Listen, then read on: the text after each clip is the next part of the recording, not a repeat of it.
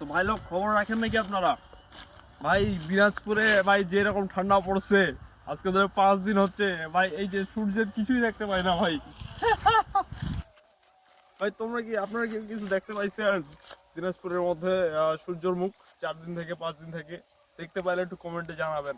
আর এই যে সেই কারণে আমার সাইকেলটাও কিন্তু পড়ে আছে ঠান্ডার কারণে, সে কিন্তু যে জমে গেছে বরফের হয়ে গেছে, মানে সিলভার কালার হয়ে গেছে বরফে। সেই কারণে গাইস আমি কিন্তু ঠান্ডার মধ্যে এই যে আমি এখন মানে কাঁপতেছি। আমি 5 দিন ধরে গোসল করে নাই, আমি শু বাদ দিয়ে আমি স্যান্ডেল পরে আছি ঠান্ডার জন্য। 5 দিন থেকে গোসল করে নাই আমি। তাহলে কি ব্যাপার, ঠান্ডা পড়ছে। আর আমাদের তো ভাই এই যে বাসা হচ্ছে আপনার কি দিনাজপুরে একবারে শেষে, ভাই চিন্তা করেন তাহলে কিরকম ঠান্ডা। আর ভাই আমি তাছাড়া ক্যামেরাম্যান, আমি তো ভাই পুরো 1 মাসই হয়ে যাচ্ছে এখনো গোসলই করতে যাইনি। সে তো নাকি গোসলই করে নাই।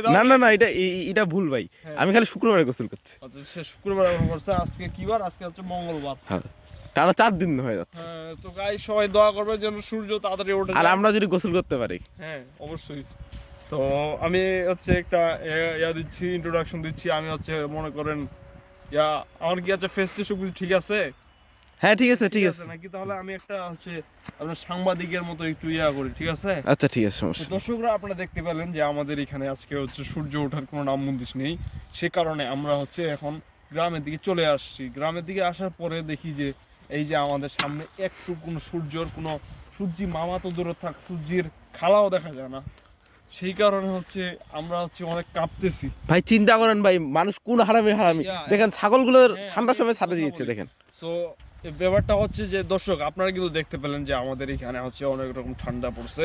আমাদের এখানে মাইনাস তো না, +12°C+12°C কাছাকাছিতে আমরা বসবাস করছি। আমাদের বাংলাদেশের মানুষের জন্য সবাই আপনারা দোয়া করবেন। অ্যান্ড এইখানেই হচ্ছে আমার কিছু বলার ছিল সংক্ষিপ্ত কথা।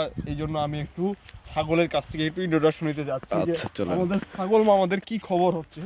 চলো না আমরা তার সাথে একটু ছাগলদের সাথে কথা বলি।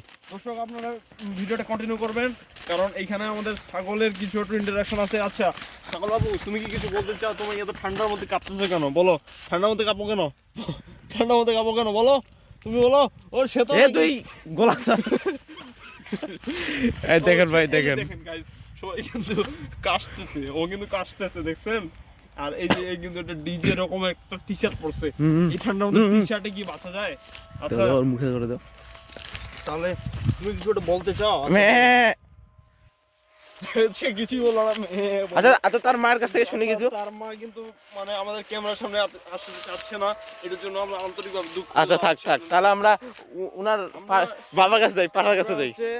আন্তরিকভাবে দুঃখিত জানাচ্ছি যে আমরা উনার বাবার কাছে যাই, পাঠার কাছ থেকে আমরা কিছু একটু ইন্টারাকশন নিতে পারতেছি না।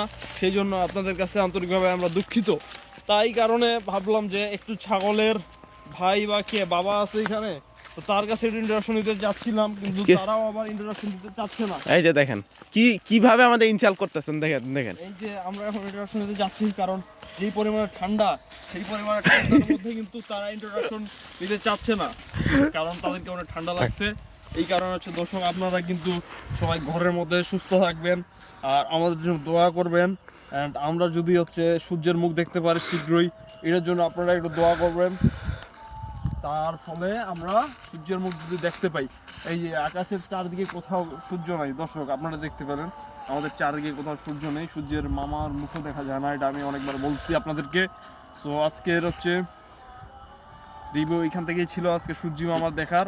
তো ভিডিওটা সবাই লাইক কমেন্ট শেয়ার করবেন, যাতে সবার কাছে জন্য পৌঁছায়, দিনাজপুরের লোকের কাছে যে দিনাজপুরে কীরকম ঠান্ডা পড়েছে। এই জন্য আমি আপনাদের কাছ থেকে বিদায় নিচ্ছি।